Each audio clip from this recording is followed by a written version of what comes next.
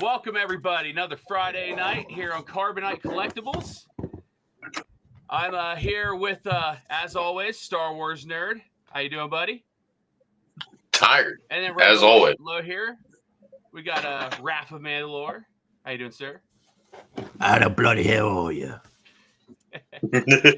And we have a very special guest this week, Michael Havens, the founder of ICCCon, one of the best conventions on the planet. We have him on the show, and we'll just go ahead and bring him on right now. Welcome, sir. Hey, everybody. How you doing? The legend. Pretty good. Well, the cool thing is last time I spoke to you guys, you never came before, and now you have. What do you think? Brother. Tense. I'm just going to go out like this, right?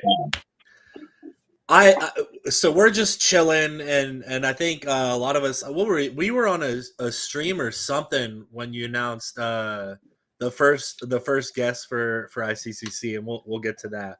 Oh yeah, it's a good one. But we were like, bro, I think the direct quote I texted Sooner was like, "Holy fucking shit!" Period. Because I'm gonna have to find it here, but Deidre is mommy. She's mommy. No, I get it, man. She's extremely relatable to anybody that's ever had a corporate job and had a manager. She's extremely relatable. Got going on at work right now. Yeah. There you go. Yeah. You feel that one scene when Krennic is like interrogating her, like, oh god, I've been there. Okay. Yeah. You get called into the office with the actual walls that isn't a cube, and that's the conversation you get to have. Yeah, I've been there too. I'll never forget the first call and only call that I've ever had from corporate. It was about some sketchy stuff that happened with the manager. But I had accidentally taken an item home the next day and brought it back because I wasn't supposed to take it home. So I was like freaking the fuck out. And then over the radio, they were like, "Hey, Matt, can you come to the office? It's a call from corporate." And I'm like, "Fucking GG's, boys. I'm done." Hey, got their RFID tracker on that one. Yeah, buddy. I'm sitting there just sitting at the desk, just shaking, holding the phone like, yeah. Bad times. For sure. Well, Michael, thank you so much for coming on, man. How are you doing? How's things been since May? Oh, I'm great, man. I like doing the convention in spring instead of fall because then I actually get to enjoy the summer, like go in the pool and hang out. And otherwise I'm just like hiding in a hole, like typing code and making what you see. So I prefer that in, January, February.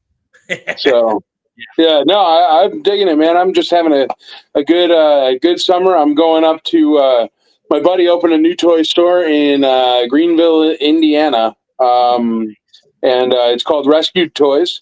And he opened it up, so we're going to go through an old school IC meetup there from the Imperial Commissary groups from back in the day.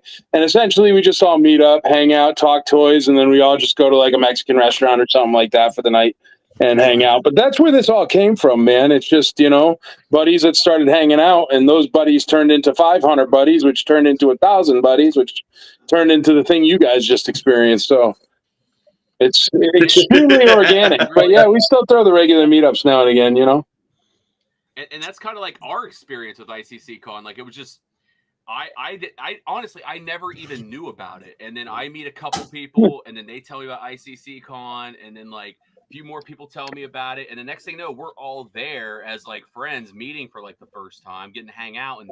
And I mean, honestly, like it was fun. All the guests were great, but the best part was getting to hang out with all these guys. That was definitely the best part of the whole show. Yeah. It's essentially the speakeasy of Comic-Cons. You know what I mean? Like somebody's got to tell you about it. You got to know somebody to get in the door. But that's how we get all good people. You know what I mean? Like I guarantee you didn't have any drama or any hassle, but that's so our exclusivity, which is due to us just not, I don't know, man. I am never going to have a T-Mobile booth, man. You know what I mean? And in order to get the kind of advertisement that you're talking about, you need that T-Mobile booth, and I'm never going to be that guy. I'm just some obnoxious dude that likes to throw a really cool Star Wars party every year and says, yeah, sure, you can come. You know what I mean? That's But I know it's not. It does not conform to the convention. Whatever. Right, and I think the awesome part about it too is like us being first timers last year was just like I just created my YouTube, no idea what the hell I'm doing. Right, I still don't know what I'm doing, but I'm getting there. Right, and just being able to have gone to that and now get to like actually share what it's like with people, it's gonna be fun. It's gonna be so much fun. Yeah, nice, man, nice. But that's what it is, man. We all started. My entire resume for being able to throw a sci-fi convention going into its 8th year is I threw good parties in college, and my 4th of July party was better than anybody's. That's it. I have no other, I also in real life, I own a trucking company and logistics brokerage. So the logistics aspect helps, building it. But no, man, I mean, do whatever you love. And I know it sounds corny, but follow your dreams. You know what I mean? Here, this actually is sitting right here. This is the original book where I started ICCC a billion years ago. I bought it at the dollar store. And on the front of it, I don't know if I could get you to see it. Yeah, there you go. It says, dream big, work hard, and make it happen. You know what I mean? And it was like, dude, I bought that. And like, if you go... Dear diary. Here, you know what? This is actually really cool, man. This shouldn't even be here. And I have no idea why it's right here. You know what I mean? My dog was probably getting in it. So it ended up out here. I haven't used it since 2019. But it's funny because the first page, if you want to hear, like I said, I'm an obnoxious guy that just happens to have a little bit extra change in my pocket. But here's what I literally wrote is like my message to me on the front page, right? It goes, hustle until your haters ask if you're hiring. Hell yeah. But yeah, man, that's right there. But that's me, you know what I mean? And here's me like scrolling out like the first flights for the first year, like the things I had to do. Like it's like, to-do list. And it's like flights and hotels and blah, blah, blah, blah, blah. And it's really crazy, man. I haven't looked at this in forever. You ran it from that book. It's just like sitting right here. I don't know why. It's usually like under the table in this stack of books I have from like a million years ago. But it's just sitting here. So I don't know. That's pretty cool, though, because I haven't seen that book in years because, everything's on the laptop now and the phones and the blah, blah, blah, blah. But yeah, man, I mean... There's analog ICCC right there, baby. Hey, Crazy. Flash from the past. That thing's historic. Yeah, it really is, dude. It's going to be in a museum one day. One day, I'm going to build that museum, man. I'm telling you, we're going to have because the thing is, all right, here's my museum thing, because I do have a museum idea. I have the IC for Life charity, which is for collectors like us. So in case we happen to die unexpectedly, like our family gets the most money possible for that collection. That eventually, after it does a lot of other things, because it already does a lot of things, but that eventually I wanted to build a convention center. So all collectors that collect whatever it is they collect. But the thing is when I was first starting this convention, it's really, even now, it's almost impossible to find a mid-sized venue that isn't going to charge you $50, $80, $100,000 for the weekend. I mean, and if your dream is collecting sneakers, you're probably not going to have $100,000 sitting around and have a convention. I mean, I don't have kids. I have a couple really good businesses that I started. So I literally, for the first, a lot of years, man, probably even still, I just kind of shove money into a fire pit and it just goes boom, boom, boom. But the thing is what am I going to do with that? You know what I mean? I didn't come from nothing. And it's a beautiful thing and I absolutely enjoy it. But if you don't have that, if you don't crap a leprechaun, for a better way of describing it, like I did, then you have to go into these places and they're like, give me $50,000. And it's like, why? It's a box, you know what I mean? So eventually I want to build a mid-sized convention center and give really killer deals to anybody that wants to throw a con there. You know what I mean? Why not? And then that'll allow people, because the passion for this stuff is never those private jet people or the people at blah, blah, blah.com or whatever. And you know what I mean? I don't know, man. It is never executive third unit director at Lucasfilm all of a sudden comes out with the world's best Star Wars toy because he cared and made it in his basement. You know what I mean? That's never going to happen. It's these people, and I don't fault them, but it's their job. And once this thing becomes your job, as your job, then it's different because you're working.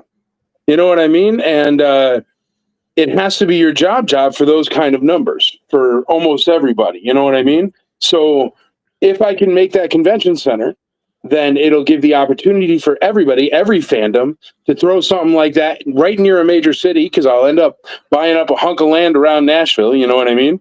And with good airports, good international airports, and then it can build the fandom for everybody, because it doesn't you don't have to love Star Wars to have a passion for something, and that's okay too, you know what I mean? Right. So I want to do that. That's my next thing. IC for Life is already working, icforlifecharity.org. It's already working. It's already building. It's great. We're going to grow much, much bigger. But once we get all that going, and then once we get that convention center built for everybody, then yes, attached to that convention center, I would like to make a collector's museum. Now, here's the thing. I understand, like, everybody, all these things we see, like I'm sure you guys have seen some of the museums that they're trying to make for collectibles and stuff like this, but it's always blah, blah, blah's collection. You know what I mean? Like, I get that you have a really awesome collection of $1 billion worth of stuff because you've been doing this for 50 years. Great. Like, do you really need like a presidential museum to your collection? No. Like, who are you? You're some guy that like dove in a dumpster 40 years ago. Congratulations, you got the coolest piece ever. You know, you were there. But I want to make a museum that talks about the collectors.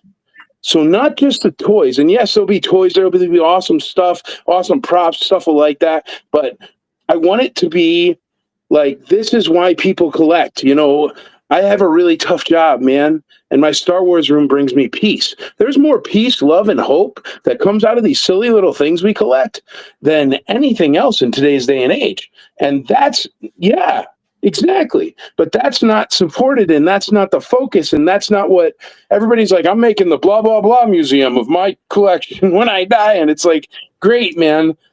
Why? Like, why don't you make something that shows what this means to you and means to so many people? Right. So, yes, there will be a museum one day, and this book will be in it, and that's how to make a short story long.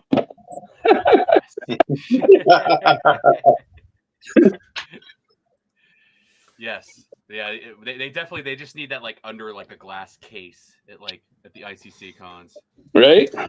It's a historical document. Well, I'm telling you, man, it's insanity. It's complete insanity. It makes no sense. But it's here and it exists. We got merch. It's cool. You know? But speaking of guys who collect things, Bryant, welcome in. Welcome in, Bryant. What up, Bryant? It's a pleasure to have you in here, man. I don't know who's Bryant. See, you guys are all young guys. I'm old. So I don't know these hip and upcoming newcomers here. Is that? Yeah, I think Bryant's Bryant, were you making a museum under your name, man? I'm totally sorry for ragging on it there, man. My bad.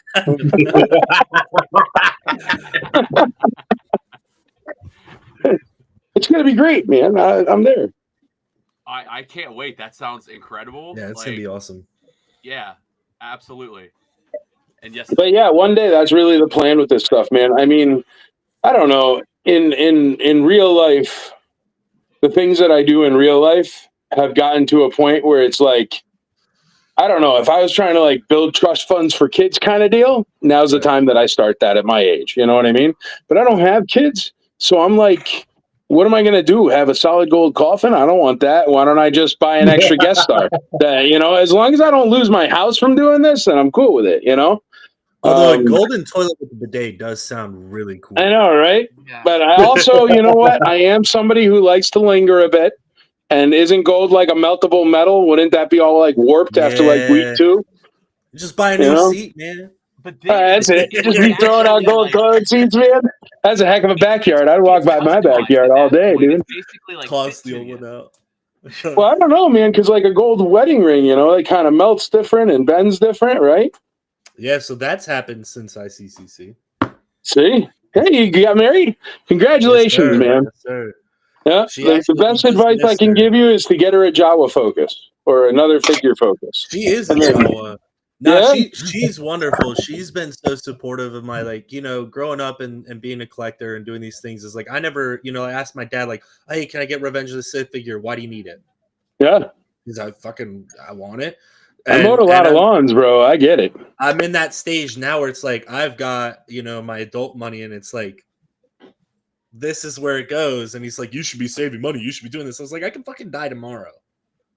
You could. What am I saving for at 30? I'll save when I'm 50. But also those people that say that, they have one kind of mind. And what you have to say is well, I'm buying appreciating assets, which are much better than you saving actual money.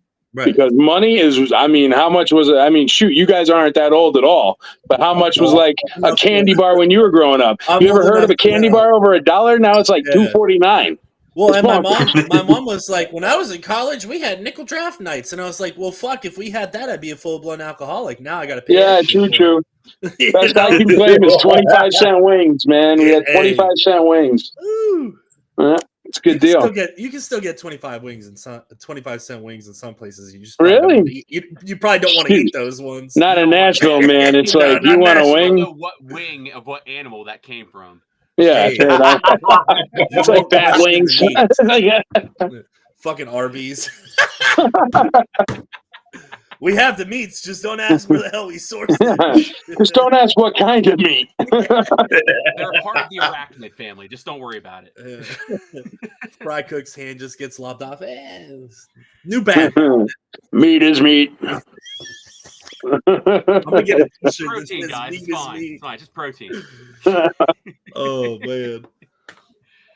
But yes, and then I guess we could segue this into it's a hard segue, but yeah, we talked about it a little bit. The first couple guest announcements have just been fire, like off the bat, like starting big, like yes, nice, deeds, like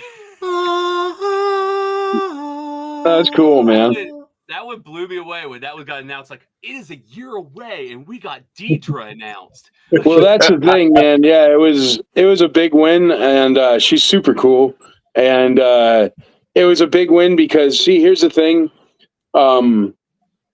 She doesn't want to have to go back because America's far for doing cons. She's like a real actress that works all the time, So she doesn't want to do $1 billion and stuff like that. And she knew me from somebody else who really spoke highly of me, who I appreciate. And it really worked out where what she's done is she's not just coming to our convention.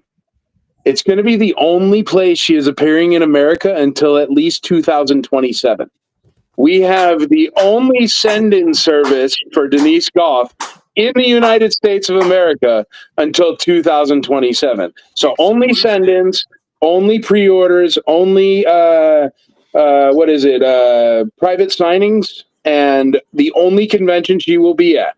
So if you want her autograph, if you want to meet her, and you don't want to come to ICCC, you better go get your passport because it's the only other way. Yep. That's huge, man. So took me 8 years to do something that big, man. But that's huge. So coming right off of Andor, first signing ever in America. It's awesome. First and only. So Mike just goes, what can I do for the, we'll announce a guest, just. Yeah. Well, I usually do that. I usually throw out a couple right at the beginning, but that one came through and it was really cool. And we're going to do some other stuff around that, which will be very, very cool. And then we get Bruce. I don't know. Are you guys young enough, old enough? I don't know. Tron, yeah. Yeah, I know Tron. But you know what? I was, so it's a funny story with him actually. So I'm like this nerd that watches old TV, right? And so my buddy Chad, he's like, dude, you got to watch this show. You like a lot of sci-fi, whatever. Watch this show called Babylon 5.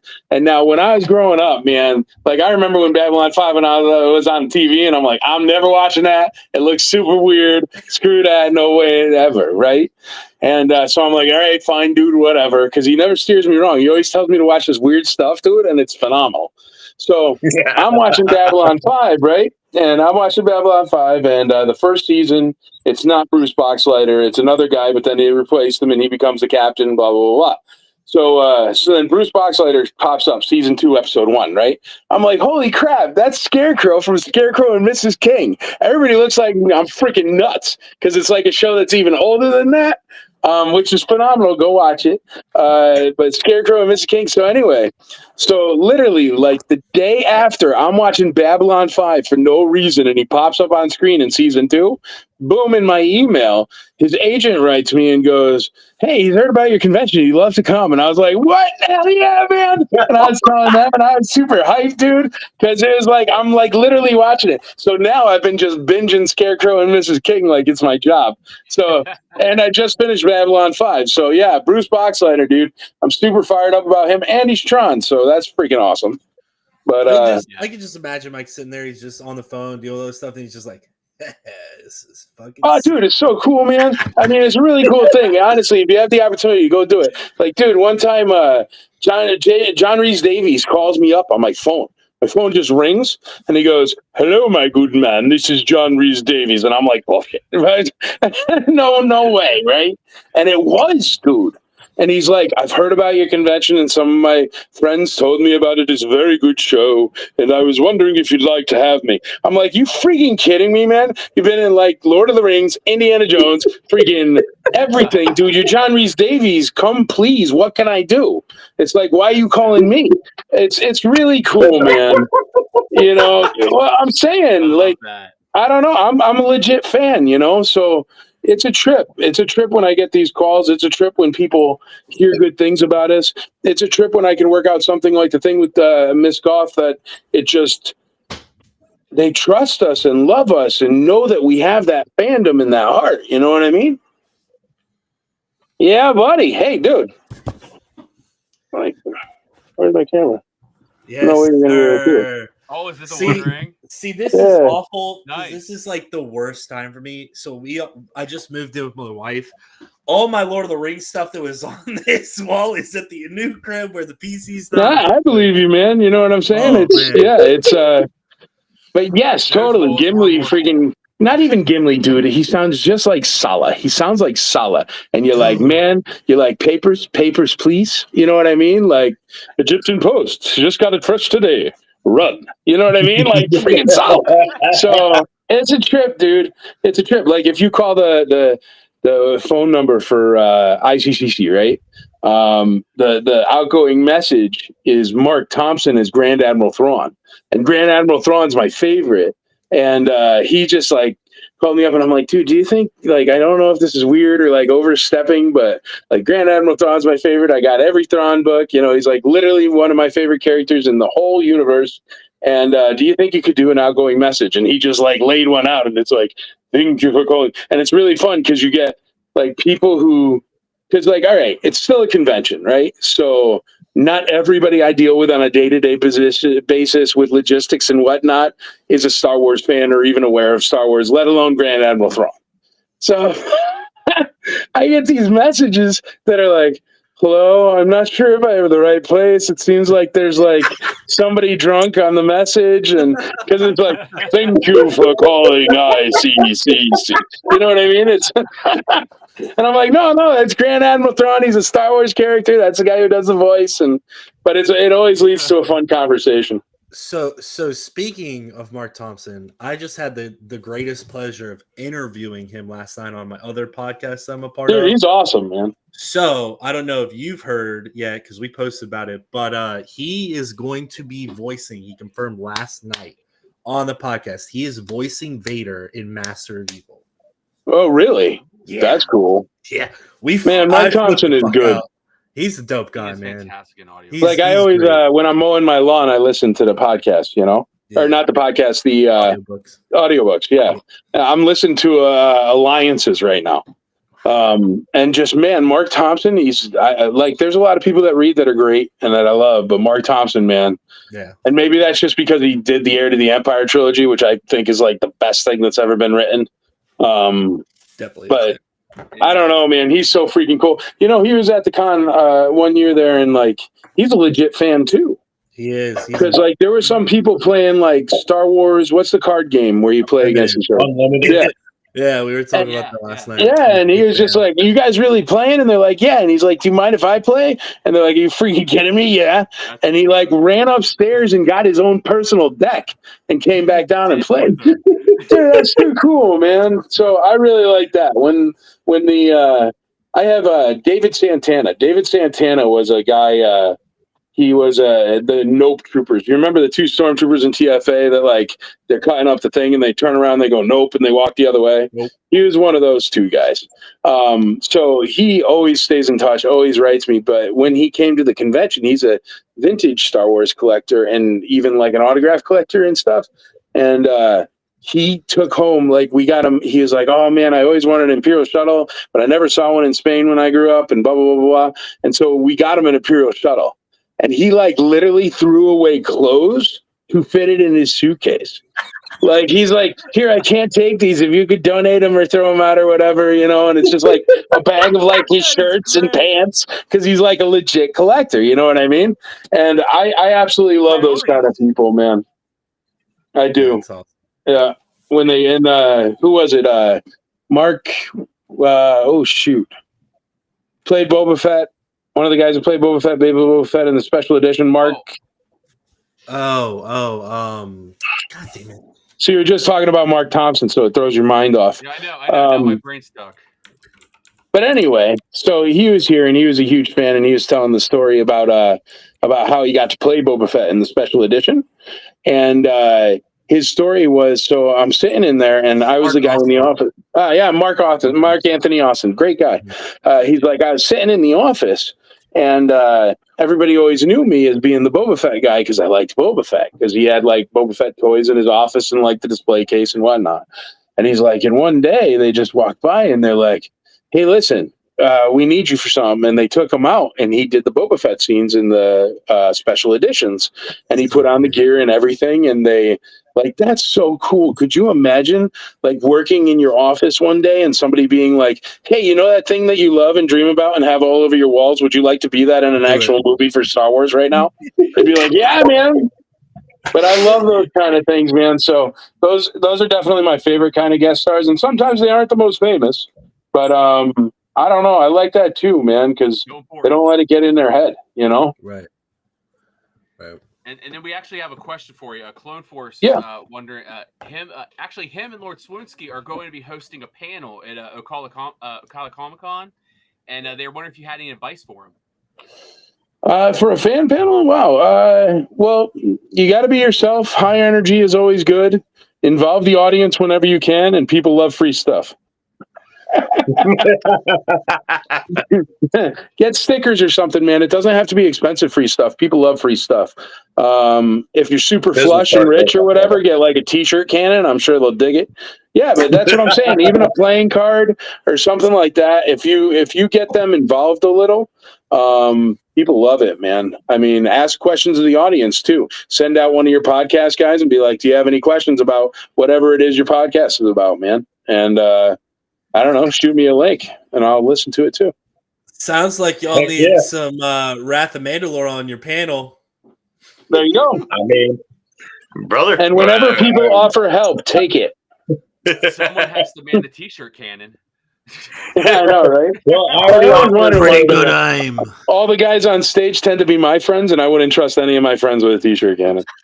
Yeah. I'm going full Boba Fett if you give me that t-shirt cannon. This one goes up to 11.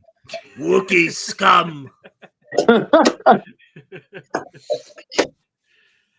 Yes, I'm so excited just since that's what we've gotten so far. Like we are like a little under a year out, and bam, right from the get-go. So I mean, well, the thing that you guys might not know, here's a little background thing, because you attended first time this year. The thing is what we did is between last year and this year, we had to do a reset because I was all the way in October. And we've tried a bunch of different times of the year. Like I always say, you know, in Jurassic Park, the first Jurassic Park, when they're talking about velociraptors, I'm like a velociraptor. I test the fences and see what the easiest part is, what the best path of least resistance is. So I've done cons, this convention, all different times of the year. It's fine in September, but it's not the best because kids are going back. But as soon as you get into the word of October, people are in Halloween mode, man. They are not in Star Wars mode. They are not in Comic-Con mode. They are not in Bubble Wall mode. They're in Halloween mode. So what happened is we were so far in October, I had to do this next one to take back the spring. I had to do the next one in 6 months. So that was 6 months at a new facility, what you saw. Wait till you see what this is this year. Because it was wonderful. Don't get me wrong, but it was definitely, I think, probably, well, not the smallest one, but probably like, no, I don't know. It was a really good, wait till you see what you see this year.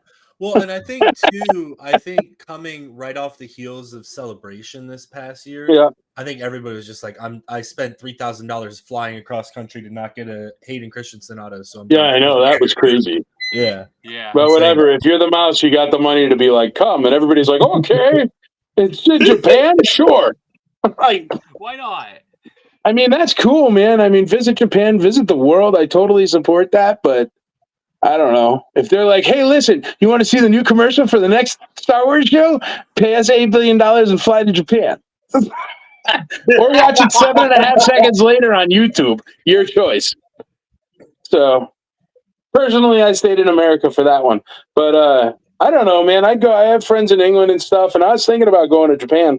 I even had my VIP tickets, which I ended up selling for the IC for Life charity. But I was planning on going, man, and nothing against it, but dude, it was just like, I was like, I'm packing for like 3 weeks. I got to do this. I want to go. And my wife likes Disney stuff too, you know, and I'm going to have to go to Disney. Right. And there's a Disney in Japan, and then there's another Disney or whatever. And then there's this other Disney thing. And all I'm thinking is, it's like, that's going to be the busiest weekend of like ever in the history of these Disneys. And I still got to go to them too. So as I'm dreading walking around crowds of 80 billion people, where I'm literally the tallest and biggest person in the entire country, I decided against it. But I'm looking at beds, and it's like, oh, you want a twin size for $800 a night? Like, here you go. And it's like, man, I'll be like my knees. At my knees, it'll be hanging off the bed. You know? They got ones where you can buy those little, you go in the little tunnel at night, man. Dude, I'm never going to fit in that. Yeah. So small over there. Dude, a bathroom on an airplane is not built for me. I just got to like not drink water the day before. I'm already getting dread just thinking about like what the prices are going to look like when they start like showing the for LA 7 stuff. Like, yeah. Backstage, I'm gonna be real with you. Time to crank those prices up. I'm gonna be real with you. The thing that I've been thinking about doing is like, if I'm gonna do it, wife and I are gonna save up. We're gonna get an Airbnb, have like our best group of friends come through, because it's like, I'm not staying anywhere fucking near that resort, the convention center. This is gonna be mayhem. It's gonna be mayhem. I'll be okay. Hell no. Hell no. Mike will tell you about that. Hell no. But just like split it amongst, just have like a family thing, like Airbnb, just hang out, content, stuff like that. And then just like, we'll go to the con, we'll do these things. Cause it's like, I'm gonna be so real. And that's why I loved ICCC so much, is like, I could get everything I wanted to get done at the convention. Yeah. I didn't have to be like, oh shit, I got to run across the convention center to maybe get in line to maybe get in to do this. Like, it's just that ruins it for me. That, or time gets away from you and you're at one end of the convention center and your photo op that is non-refundable and non-exchangeable is in 2 minutes on the opposite end of the convention center. Yep. They're making you hoof it across concrete floors because they just hate that your knees exist. Oh God, yeah. And then for some reason, these giant cons, well, I know the reason. It's the same reason Disney does it. But like, you ever notice, like, you try to take a seat in like France in Epcot Center or something, and there's like all spikes on the walls, and they don't want you to sit at all. No loitering. Like if you're sitting, you ain't spending money, man, and that is unacceptable. So you go to these big giant conventions, and I was noticing that, man. Even with like, and I still go sometimes, but the only way I go is it's like, I go sometimes like that. Airbnb is great, man. I highly suggest. I've done it for Celebration before. You get an Airbnb that's like within 10, 15 miles, and you Uber in. And then Uber drops you off at the front of the line, at the front of the building, instead of 200 miles away. You can get as drunk as you want and not have to worry about being responsible and driving everybody around all weekend. Yeah, and you could also be like, hey, everybody come over and we'll get pizzas or whatever. Yeah. And it's not like you're just living off the one Starbucks in the basement with 200,000 people in line all day, every day. Yep. Brett, were you a little upset that you had to drive everybody at Rebel Scum Con? Bro, it's like everybody's just getting hammered. And I'm just sitting there like, Yeah, It's always Not terrible ideal. to be the one sober man in the room. hey, all I'm saying is I got drunk enough to do karaoke, so Oh, that's always we're fun. good. We're good. Lasting core memories. Yeah, like, and honestly, if anybody in here that hasn't experienced ICCCon, like, if you've been to a con, you have not truly experienced ICCCon. Like, it's different than any other one you've ever been to. Like, the level of access that you have to the people there, like, you could just go up and just, like, if they're not busy, you just sit there and talk to them, and they have no problem doing that to you. And one of the greatest moments of my life, I got to tell Lord Shredder to hit number 4 on my elevator. I commanded Shredder to do something for me. Well, the other thing that's cool too is like, you know, you guys are all there. The people who are responsible for things are all there. So it's like I know and I can be confident that if there's a massive issue that happens, I can find somebody and be like, "Hey, is Mike around?" And they'll be like, "Yeah, he's over here." And then I can talk to you and be like, something happened here, but I know you're there and you can try, you know, it's not always guaranteed that something happens and you take care of it. But you know, like if you go to a big convention, it's just like good luck finding anybody who's not going to tell you to fuck off. Weeks. Yeah. You Good luck finding somebody that's an actual security personnel at any of these big conventions. And that's the thing I'll tell you, you know what the hook is with that, man? Here's the hook with that. As an event promoter, you need a certain insurance policy and a certain minimal amount of staff for security. The way they have to be qualified is that security company has to have an insurance policy, okay, that allows them to practice security in whatever state. What we do instead is, all right, here's the thing. The problem with that, the only problem with that is if something goes horribly, horribly, awfully wrong, okay? The promoter is covered, the security company is covered, everybody's covered, and they had the right things. And they don't really care because they're all covered. They're all worried more about being covered than a whole bunch of people, something horrible happened to them at their event. Like, I mean, that doesn't even click in their mind. In my mind, I'm like, how the heck am I going to sleep if anything goes wrong? So, yeah, the guy that's like answering your question where the bathroom is happens to like also be the head of Homeland Security for Tennessee. You know what I mean? Because I'm excessive like that. But that's why you don't see security like that anywhere else, man. That's totally on me. It's not necessary at all. Nobody else does it. But I would feel really bad, man, if there was anything that could be stopped or avoided if I paid extra money. You know what I mean? Mm-hmm. Like, and these other ones are just, they're worried if their butt's covered. You know, the big difference is that you are putting on a convention that like you care about, like that you want people there to like, you care about the people at the convention. Yeah. Other conventions, they're there because they want money, and as soon as the money's protected, who cares? Oh yeah, I have an awful business plan. If this was a business, I'd be crying into my eggs on like, bro, be eating ketchup soup, man. This thing, no, I do not run it properly as a business at all. Oh, we were supposed to make money this weekend? No, that does not. No, there is none of that. I'm like, oh yeah, sure, we'll do VIPs, but I'll give them a box that has a TV in it, a special room where they get food, ice cream, soda, chips, pie, candy all weekend long, and we'll just call it even. I mean, dude, if you're like serious enough about getting the deal, you could buy the VIP ticket and eat the VIP ticket in food. Yeah. Like, yeah. You could really bang me up hard, might man. have just sold me on buying VIP for ICCC. Dude, you'll get a box, dude. It'll have a TV in it with a special message from a guest star for you. Like, literally, the shipping box for the badges has a TV, bro. Like, it is high-end, man. Optic got one, and it was the coolest video he's posted. Like, that was so cool. But you know what a ticket box like that costs? Everybody else throw that thing in a bubble mailer for you and shoot it out. But that's the difference, isn't it? The craziest thing about last year's your iPad broken. Like, it was Lewis McLeod that did the thing last year, and then we had that whole thing with Lewis where Optic pulled the 101 and he signed it and everything with us. Like, nice, even crazier circumstances with that. Yeah, that was insane, man. Yeah. You're welcome, Optic. But no, it's I don't know. So yeah, it's if you ever want to be a business person, I could totally help you with that. But not if you want to be a business person and have a convention. Just literally talk to any other convention in the world, you'll be fine. But just not me. Like, dude, literally, like one of the things that like our tent pole is, here's 2 of our tent poles. We give the biggest discount in the world to retired active duty, military, first responders, police and fire. 25%, which is like 15 or 20% than every other convention in the world. Yep. Like, it's way more. It's not like we give like 7% because everybody else gives 5. It's like 25 on everything. Tickets, booths, like not on merch because there's no margin in the merch already. It's really cool merch.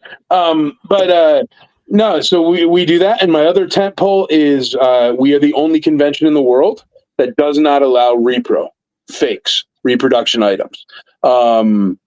We don't. We go around, we have people that check, we have people that tell booths to take them down. We have all those things in place. So if you're buying something at ICCC, it's going to be an authentic product. And the reason why we're so difficult with that, and now customs are wonderful, and people always get this confused. A custom is an item that can't be confused with the original. Those are wonderful. They are magic. They are Star Wars. A repro is something that is intended to copy an original. The thing is, man, is everybody's collection is different. And if we just stop competing on who has the most expensive XYZ of whatever, then your collection is beautiful. You don't have to buy a Kia and slap a Ferrari kit on it and pretend. Like, just don't do it. I don't care if it's like a single Stormtrooper, man. It's still your Stormtrooper. That's freaking awesome. You like Stormtroopers. I like Stormtroopers too. Cool. So we're a no repro convention also. And there's no other convention that does that. You walk around any convention and you'll see the booths. In the booths, they got repro there for sale or something. And it's like, man, I'll never do that. So, yes, if you want to be a good businessman and you would like to have a trucking company or art galleries, I got you. I'll help you.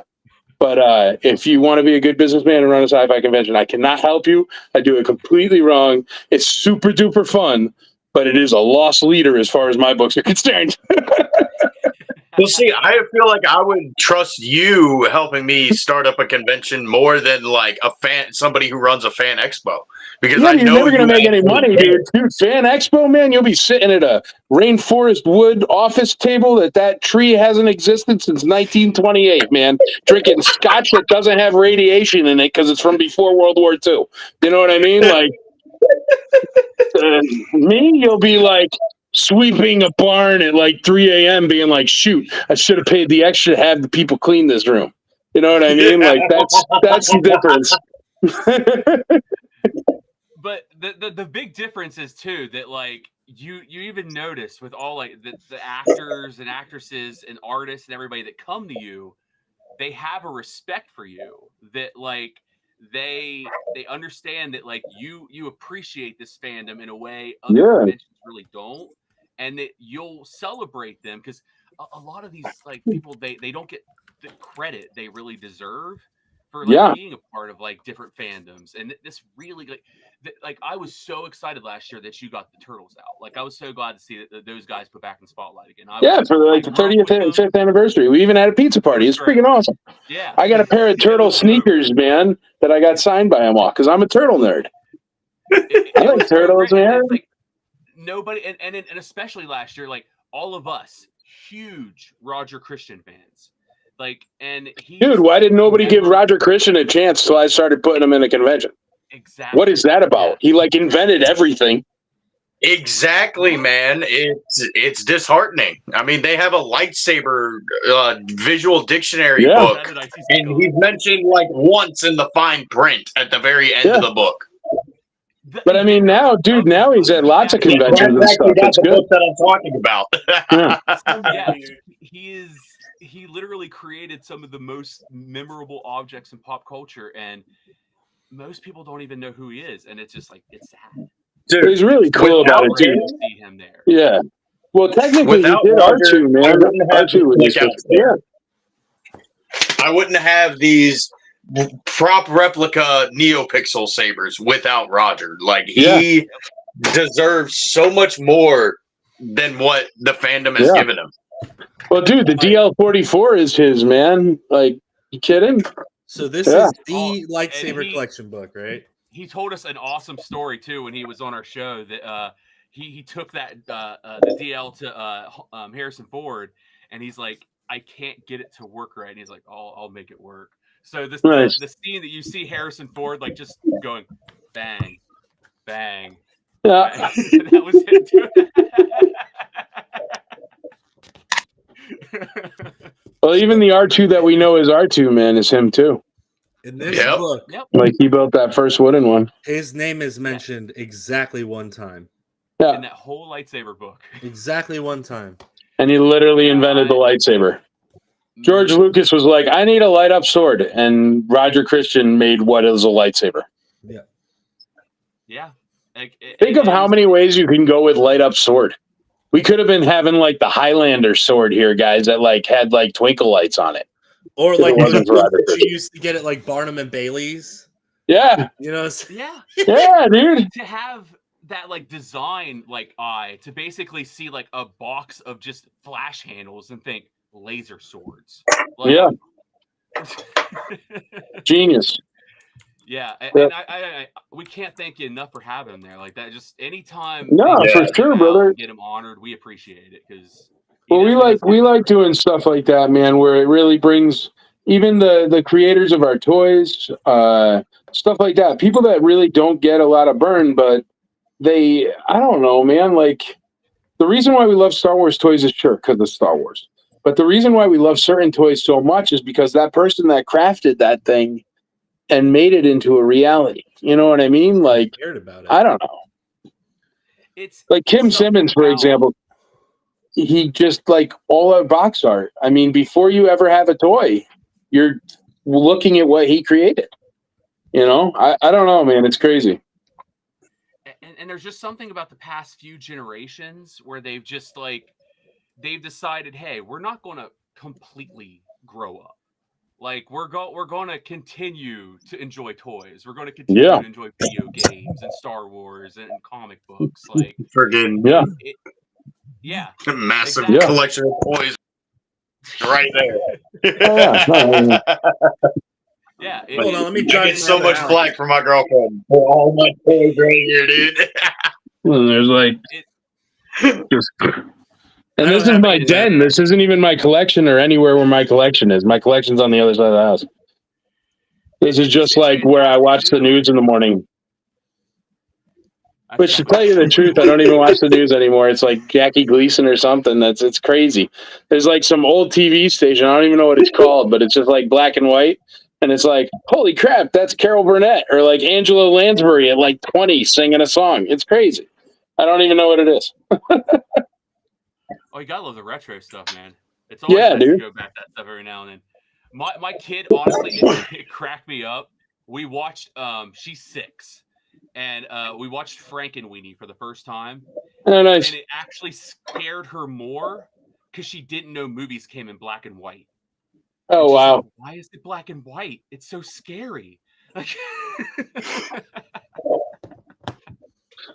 that's craziness, man. Way more creepy when you can't see. You're gonna be terrified of the first like 20 minutes of the Wizard of Oz, Kyber. I'm not showing her Wizard of Oz. She'd get nightmares. Somebody should do something genius and just grab like an old classic black and white movie that's like an old scary movie and just drop it as a new release.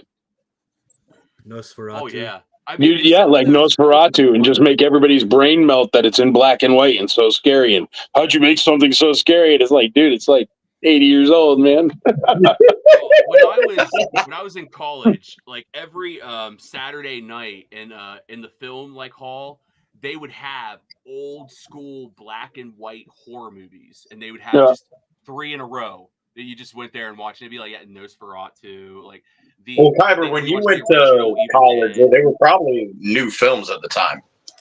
I think Nosferatu had just came out on whatever you call that film.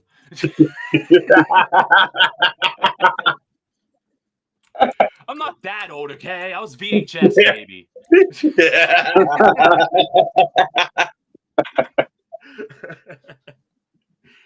But yeah, like those old classic movies, like, and it just they don't look good in color. Like I think Turner got in trouble like several years ago when they tried to colorize them all, and they don't look good in color. They look better in black and white. It loses something for sure.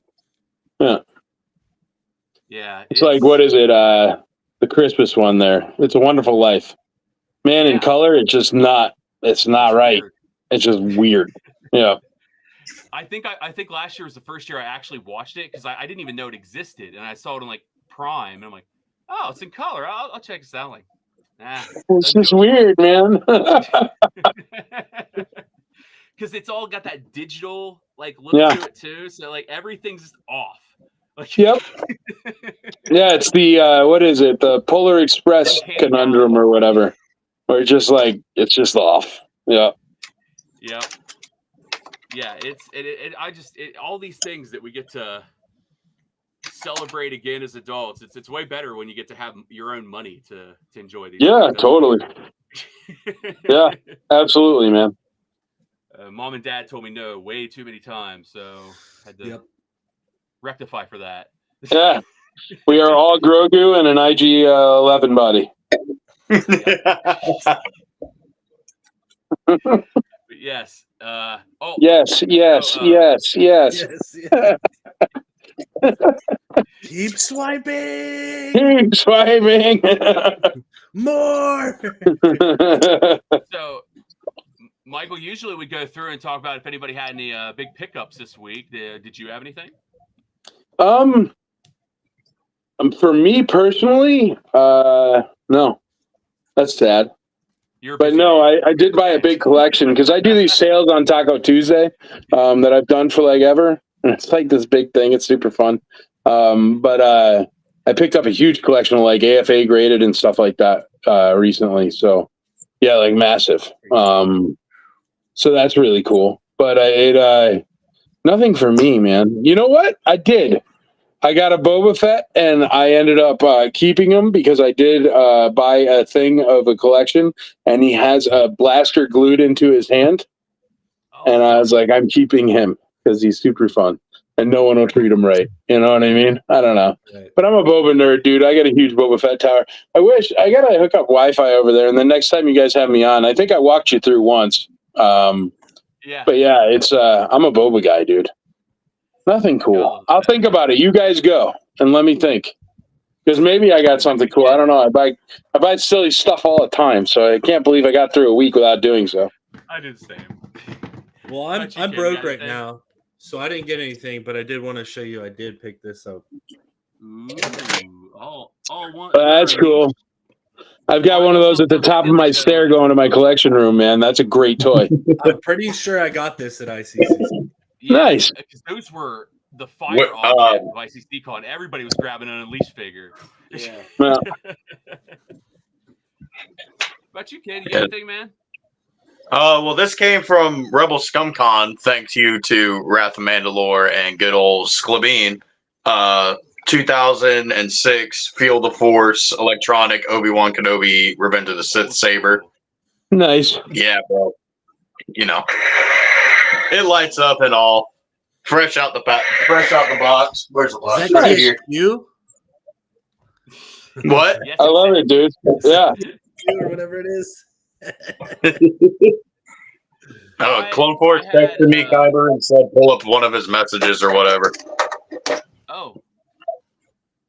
I don't know. I'm on my phone, so I can't see a lot of things. Nope, the first one, the one that says 1 of 2 that he didn't put on there. Oh, yeah, so he did all of it.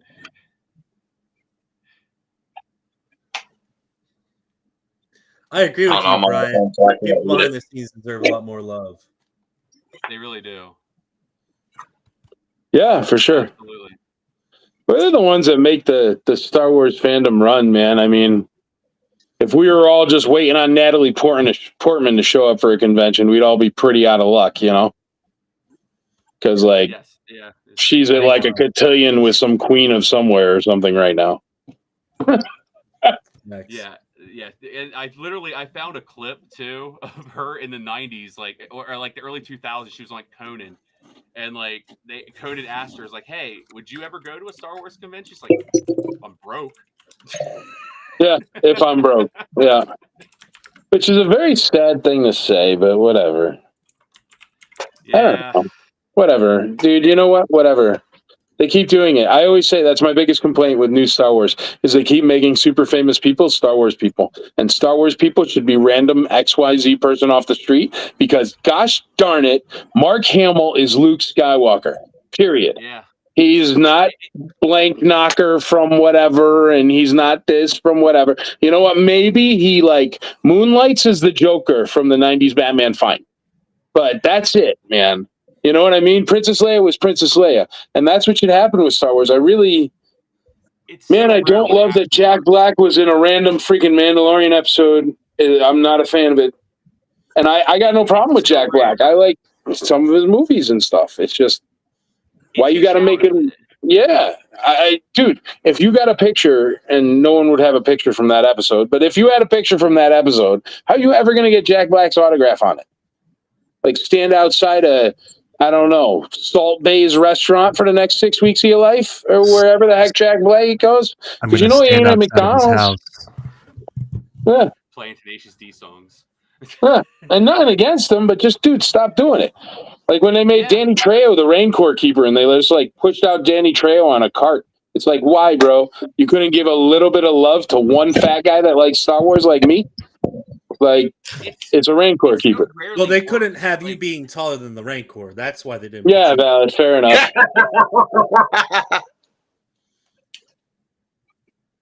And yeah, Brian actually works on this stuff too. Like he actually so he gets to see the people that actually. Oh, nice. Well, Brian, I buy Star Wars props and stuff that fall off the back of trucks. Yeah, you know what's funny is it's Brian's truck. Hey, it's fine by me, man. But yeah, I mean, and a great example of that is like the fact that you had Brandon Wayne there. Like, man does not get enough credit for the. Dude, he's freaking awesome. He is the Mandalorian, man. He's the reason why the Mandalorian walks like he walks. He's the Mando. Pedro Pascal, and I mean nothing against him. Congratulations to the guy. He's gotten like every movie on the face of the planet, and somehow I don't know, man. I'm not trying to go down that rabbit hole, but he gets away with an awful lot of stuff that I've seen an awful lot of news anchors go to jail for. So I don't know, whatever there. But dude, all he does is be like, I'm gonna take off my helmet and like I don't know, man. I'm sorry. I love the Mandalorian. I love it. But the parts I like the least are when Pedro Pascal's face is on the screen. And it's not because I have any beef with Pedro Pascal, but keep your freaking hat on, man. It's like literally your only job. Right. It's all of it, like all of his mannerisms, like because that's one of the coolest things. You see John Wayne and Brandon Wayne when he walks. He's got the John Wayne strut. And you see John Wayne in the Mando, man. Of course. Yeah. It was so sick to talk to him about that, and like his like homage that he wanted to do to John was crazy. Dude, I got him to sign my holster on my carry piece, and I had him write "Fill your hands, you son of a," on the thing for the John Wayne, and it did. He was super cool about it, man. Yeah, he was super dope. Super dope. Yeah. Funny thing with Brendan Wayne, he absolutely loved the con. He actually he was supposed to leave at 2:00 on Sunday, and he called his agent, or he talked to his agent. And his agent called me and was like, "Hey, listen, man, can we change his flight or anything?" I'm like, "Well, like before, he can't get out till like 11, man," and I didn't want to make him do that. You know, he's like, he doesn't care. He wants to stay to the end.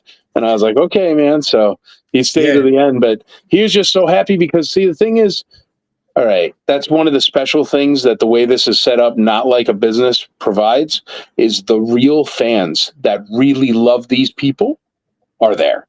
And these people get to see that for the first time, where it's not like, here's 7,500 pops for you to sign so I could sell them on eBay tomorrow.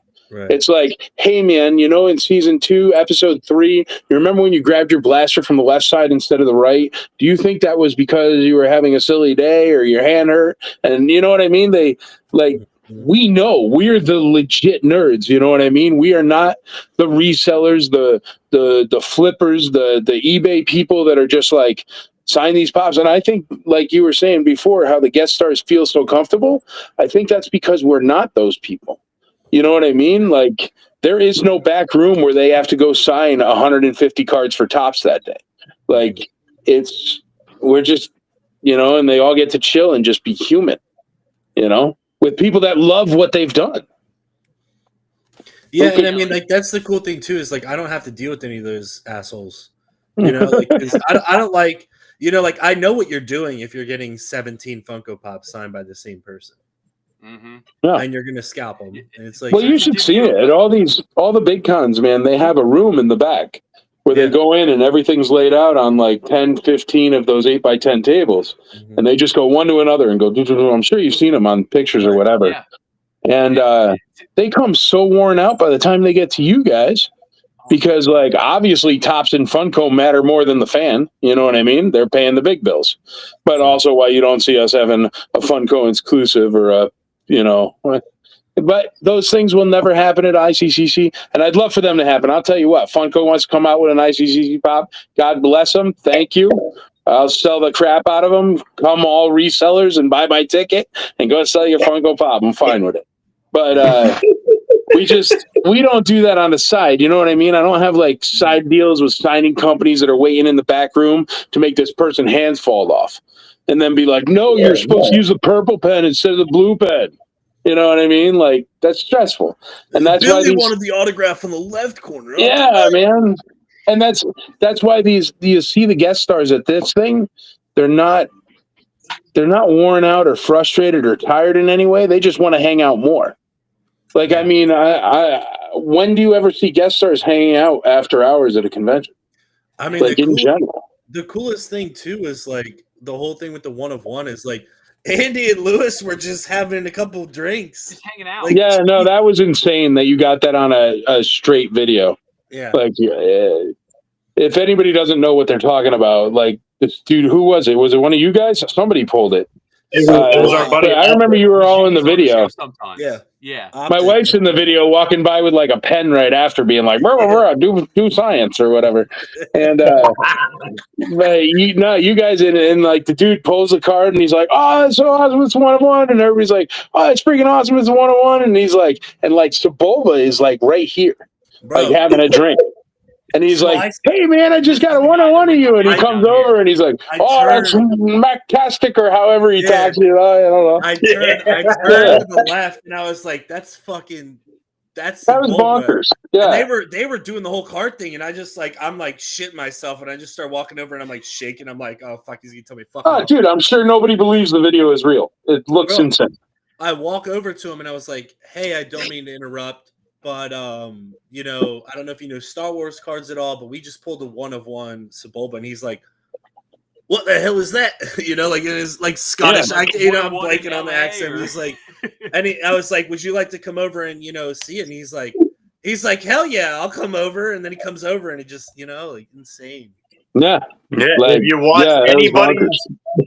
you watch anybody's point of view of whenever Matthew McLeod walks over, it's literally just like 2 minutes of him standing next to me, and I'm just smiling like the biggest idiot on the planet. No, but you know what?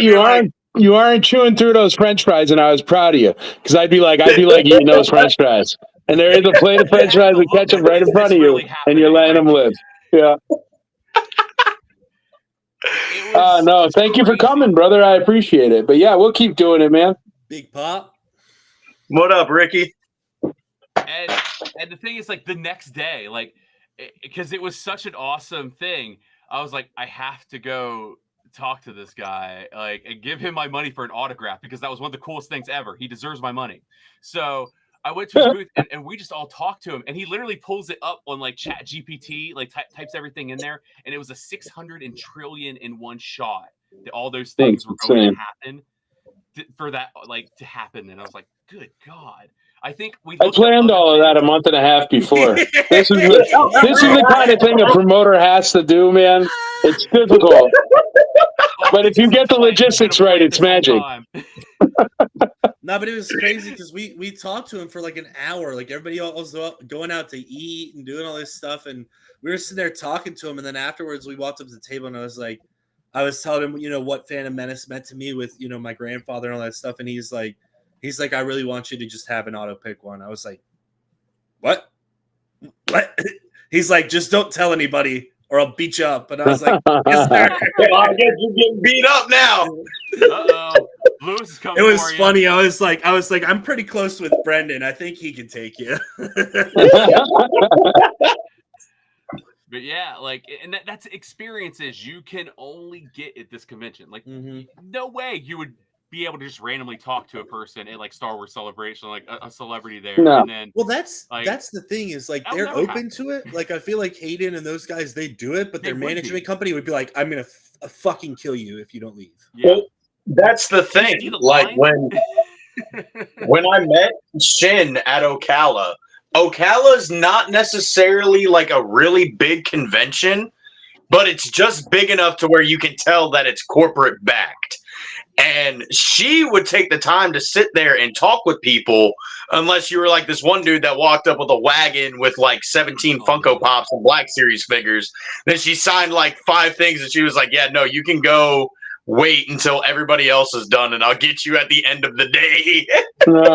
That's good. That's good of her. But that was Ivana. That wasn't her management. But like some of her management and some of the con management, bro, they're kind of like trying to rush you through, like talking to these people. It's like, I just spent money coming down to this convention, paid the administration fee, bought my ticket, just spent another $80 to $150 for an autograph.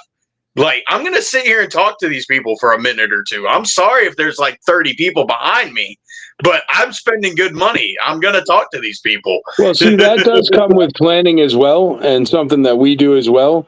And one of the reasons why, as unfortunate as it is, and as much as I'd love to have Mark Hamill, we'll never have Mark Hamill. Unless like something craps the leprechaun. And I have said, sir, if you want to do it for, charity and you want to do it one autograph a fan or whatever like that, I'd be more than happy to, facilitate in whatever way I can. But and I didn't say this to him, but I did say it to the agent. And I said, but if he really wants $1.25 million in a private jet to come out and me try to make that by selling autographs for $700 a pop, I go, don't even bother. I'm not going to do that. And I'm not trying to badmouth him or anything. And I appreciate what he's done for the fandom, and Luke Skywalker's Luke Skywalker. But you can choose to be like, well, I'm only signing for charity. Well, I'm only signing one per person, and it has to be a flat fee of $100 that is added onto their ticket if they want an autograph from me. Fine. I support that. You're a multi-millionaire. That's really sweet of you to come out and do it. You know what I mean? But when it comes to like, I want 1.25, a private jet. I want a cave so no one can see me that is not paying for my autograph. And I want, you know what I mean? Where you have to like build the pipe and drape all around them, and it's like a maze to get through. Yeah. I'm sure you guys have seen it. And I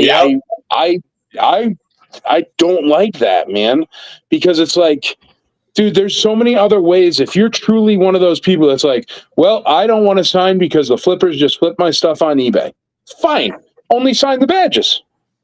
If you just sign the badges and the flippers can't have the badges, they can't make more of the badges. And then you're still a nice guy that's not just banging up your fans. Or just be like, yeah, sure, I'll sign at your convention, but you want a 8x10, it's $500, and you want a lightsaber, it's $750, because it's so much harder to write your name on a lightsaber than it is on a freaking 8x10. That drives me nuts, man. And you know what? But I understand why people do it, because they're trying to avoid the... You know what? James Arnold Taylor was one of the best ones that I ever saw that did it. And what he did to avoid it is, if you got it personalized, it was a certain price. If you did not get it personalized, it was much more. And I thought that was a good idea. So I always liked that. James Arnold Taylor used to do that. I don't know if he still does. I haven't had him for years. But that I thought was a good idea. But when it's like, because all you're doing, man, is I get that they're going to sell that for $800, $900 on eBay, and they're going to flip it and make their money. Fine. But you're taking the real fan that loves Luke Skywalker and totally, like, I mean, are any of you going to walk up and give $750 for Luke Skywalker's autograph? No. Now, No. I mean, do you all love Luke Skywalker and do you all want his autograph? Then I think it is complete BS that that's the way this whole thing goes. I would sell my wife for Just got to keep working hard, man. You'll get one. I got my Luke Skywalker autograph on a celebration badge. Like, I mean, I paid the $500 at the time or whatever it was. But I don't know, man. There's ways to avoid it without banging up your fans, and they can all run to that excuse. But if you notice, the guest stars I have aren't the ones that run to that excuse. You know what I mean? Like, oh, I don't want the flippers to get it. Well, yeah, I get that, but you're also taking it away from the real fans too, man. Yeah. You know what I mean? Yeah. If any of us were multi-billionaires, we'd be cleaning our Lamborghinis and our jets instead of playing with our Star Wars toys. You know what I mean?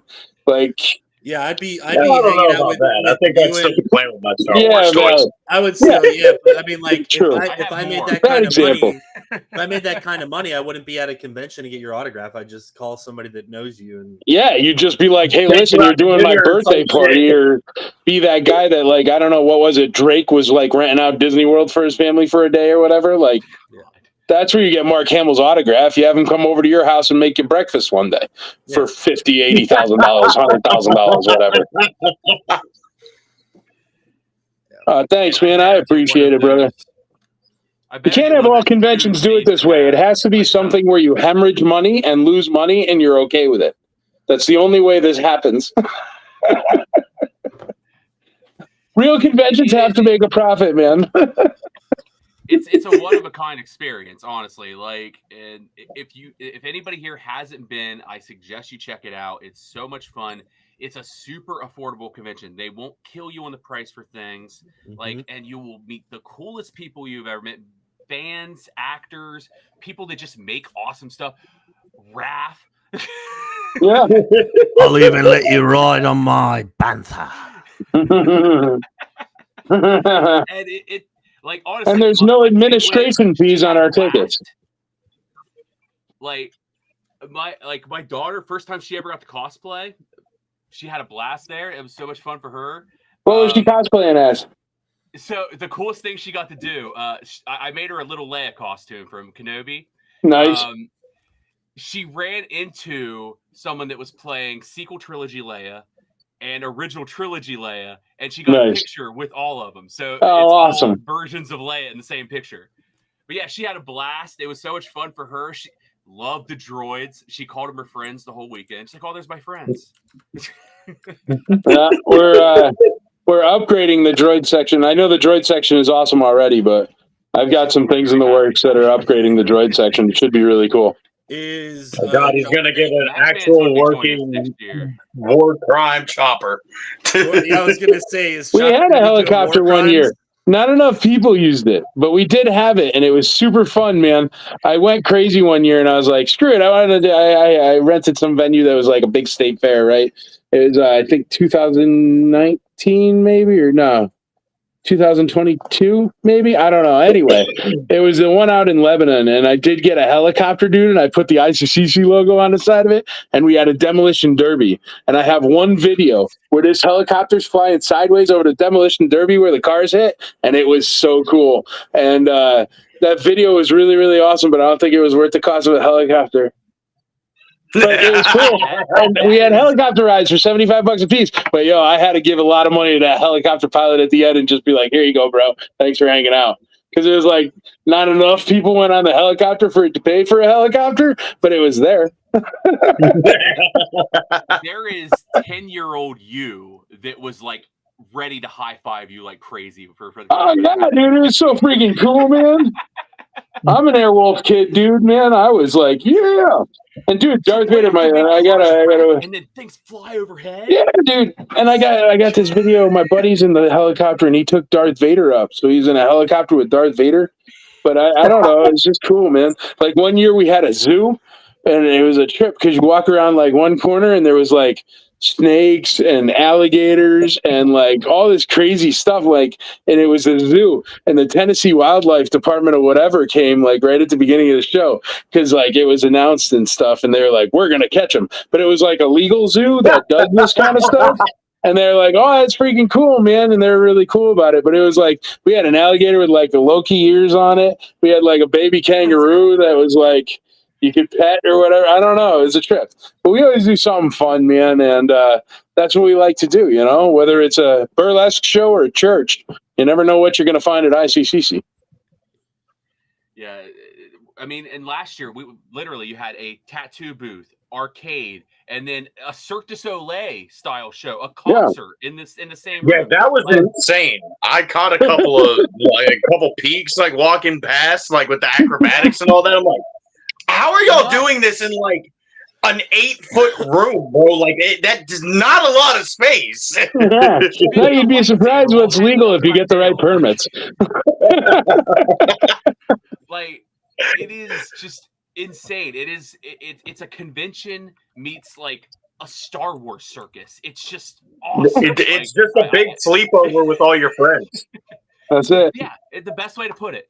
Like, it's so much fun. Like, you have like literally from like sun up to sun down, you're having a blast, and then as soon as that day's finished, you got another one to do it again, and it's just it's awesome. The worst day is when you're heading out on Sunday. Like that's the worst part of it.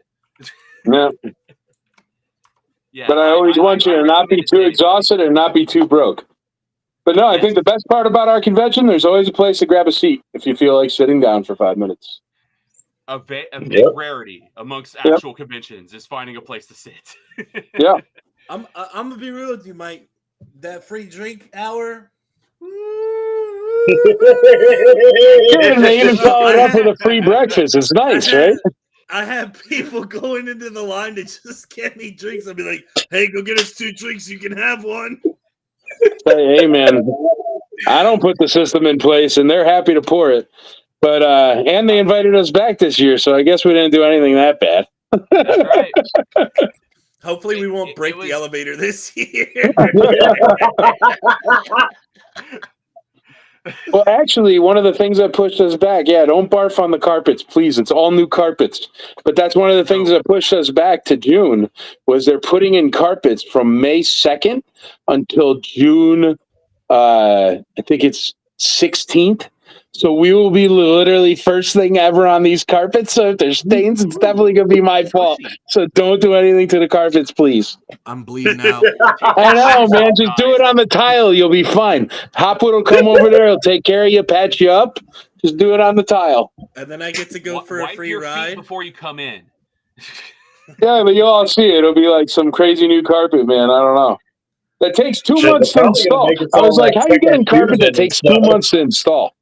I'll get you some guys. We'll do it over the weekend. What's the problem? Yeah, get some of us press guys to come do it. We'll take care of it. I'm saying, yeah. We got it. Hey guys, I was like, we could do it in the middle. Carpet at ICCCon.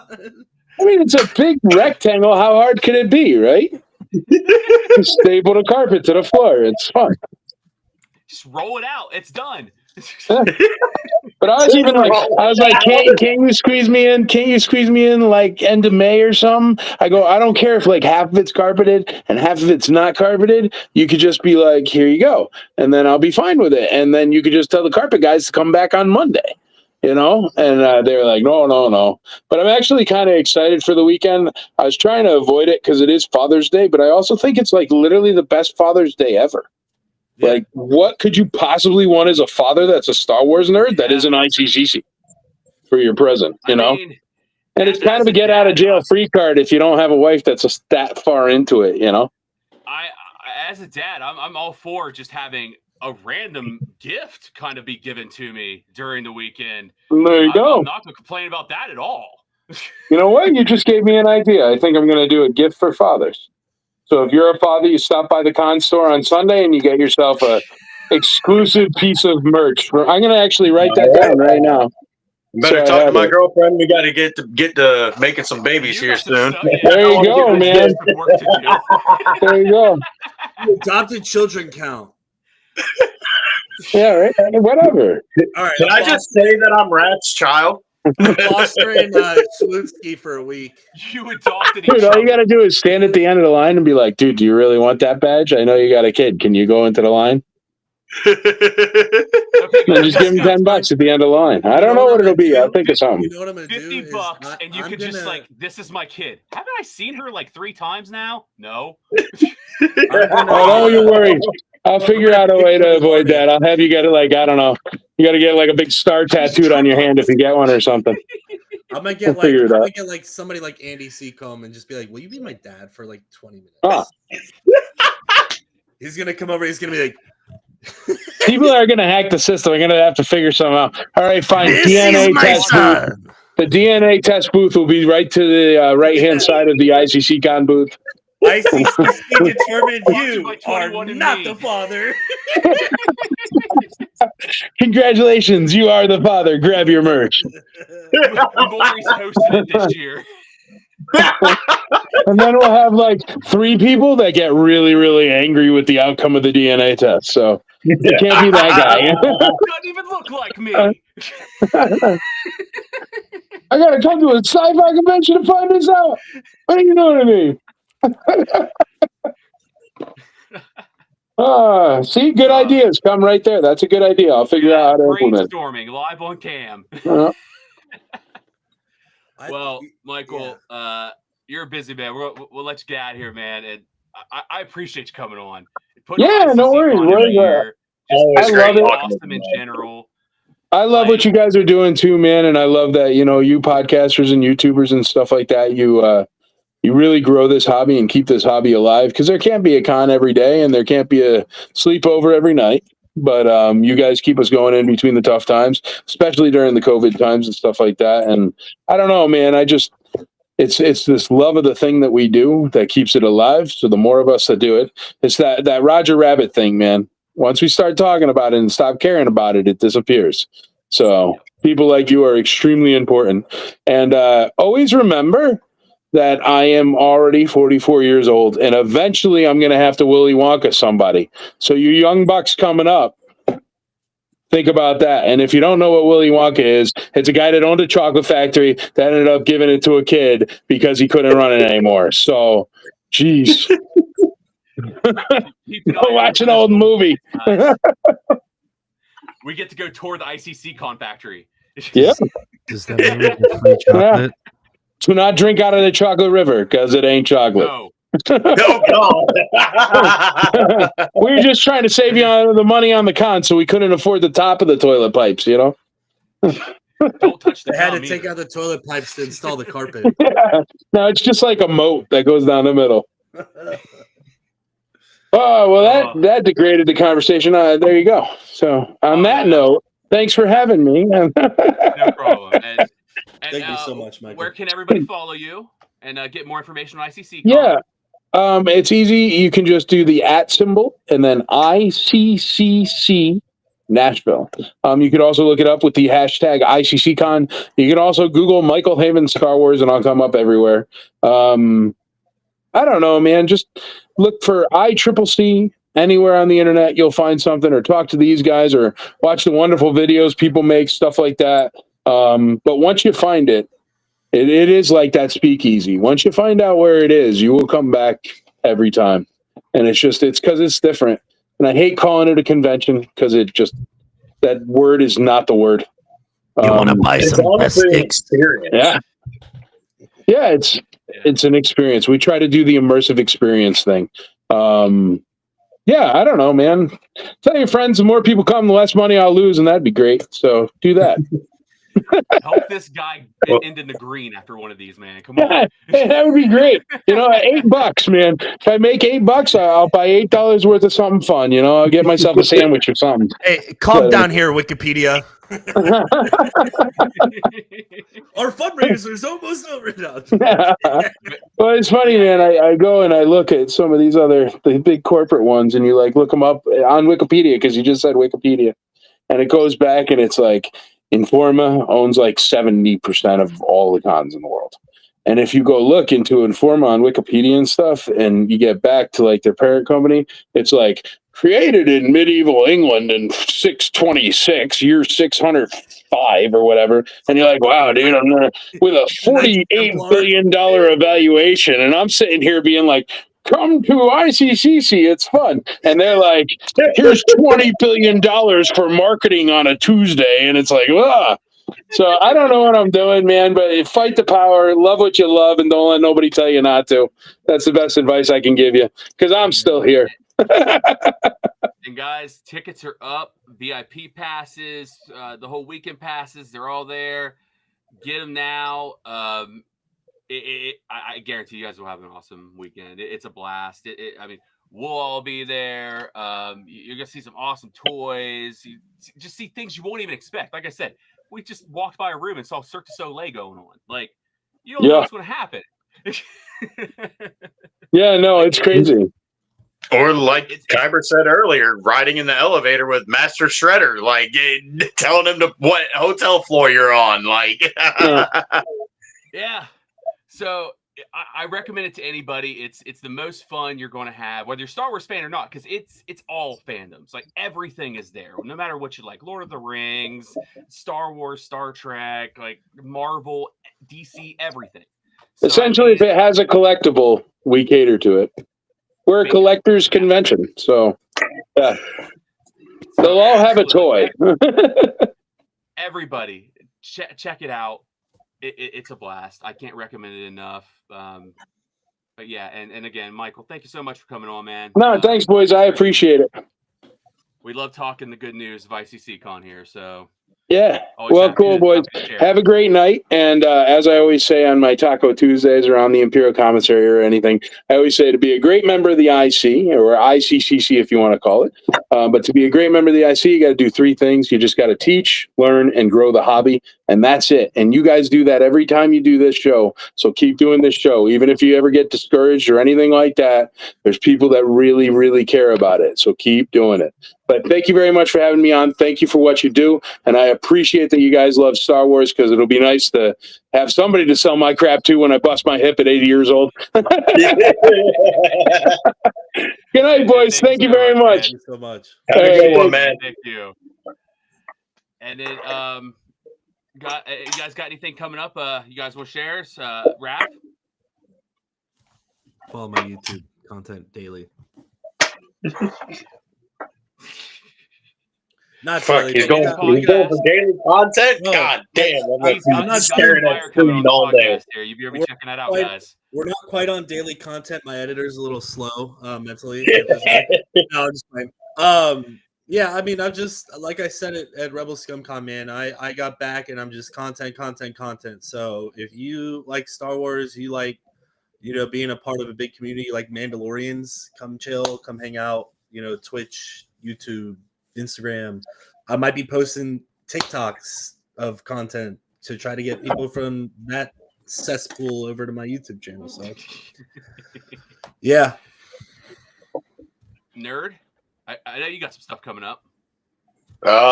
Mainly just gonna be playing with this for the next 7 years. Sure you guys saw it during the live stream. I would just pick it up, or the Anakin one, and just be spinning it around. Video wise, I'm planning on making a return back to some lore content, but mainly just trying to bust out the Shroud of Darkness, the finishing up that whole story. That way I can work on the second and the third book in it. So yeah, hopefully I'll get that up by November, December this year. And as for me, I'm the podcast, still doing some songs here and there. I made I decided to see how weird I can make a song. So I decided to make a trap rap about Legos and use Enter the Sandman by Metallica. So it's weird. I made an AI music video for it. Haven't quite figured out how to do syncing correctly. Oh God, we lost Nerd. He's done. So it's going to be off a little bit, but it's not bad. First shot. So that's up. I think when I get to 1,000 subs, I'm going to do a giveaway. I'm working on doing a lightsaber customization video. Just going to take like a RGB lightsaber, like a cheap one you can get off AliExpress, put a nice like leather wrap on it, weather it up, make it look like legit, and then we'll do a giveaway at 1,000 subs for that. So, Oh yeah, yeah. yeah. I'm just waiting to crack 50. Oh, you got it, dude. Get Yeah. this guy. Everybody. I actually lost 2 subscribers now that I'm posting content. It's a wave, dude. It's a wave. It is what it is. It's not about the numbers. But man. hey, everybody subscribe to this man. He has fantastic interviews coming up. He had some great content from Rebel ScumCon. Like, loved everything that man's putting out. Definitely check it out. Majority of the interviews are up. The only interviews that are not up so far are Tate, Josh, and Bobby. So he's almost there, guys. Yeah. And then Nerd when he's there, and then our others that aren't with us tonight. Optic, check out all his stuff. He's getting back into some of the card stuff and bringing up. I think he's got some more lightsaber videos he's doing. Oh yeah. And purple. Oh fuck, this guy's back. And Jungle can't join us as much because he's big on the car streaming now. So yeah, he's breaking big night for the cards. He's breaking Jungle Chrome just doesn't right like now. Jungle's breaking Chrome right now. I'm very nervous because nothing is hit big for me. What do you got out there? Before we go, I'm just curious. I got like 8 what are you going teams, for? all base. Ooh. I got 8 teams and I'm all base. No But auto opportunities? Oh, I got a bunch of auto opportunities, but nothing's Attaboy. hitting. Oh, he's going to hit. He's going to hit tonight, guys. He's going to hit. I hope. All right. Well, Wrath, if you don't everybody hit, popped in tonight. Thank you guys for coming and watching us tonight. We'll be back on again next week, as always. Same bat time, same bat channel. We have some insane interviews coming up here in the future. A bunch of amazing tops artists, people that have been on Star Wars. We have them like possibly coming on here soon. More cons to get ready for. It's gonna be awesome, guys. We're gonna have a lot of cool stuff for you. So like and subscribe, all of us. We go live every week. And yeah, just check it out, and may the force be